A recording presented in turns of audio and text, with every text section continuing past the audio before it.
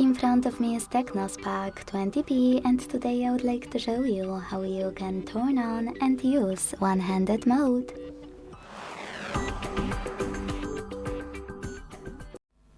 All you need to do is go into tab menu and look for a one-hand shortcut. When you find it, click on it. As you can see, one-handed mode is on. To change placement of it, use this icon of one-handed mode on the left or on the right.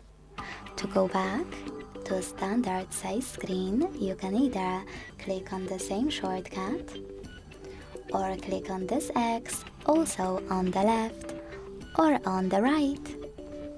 Thanks so much for watching. If you enjoyed this video, leave a like, comment and subscribe.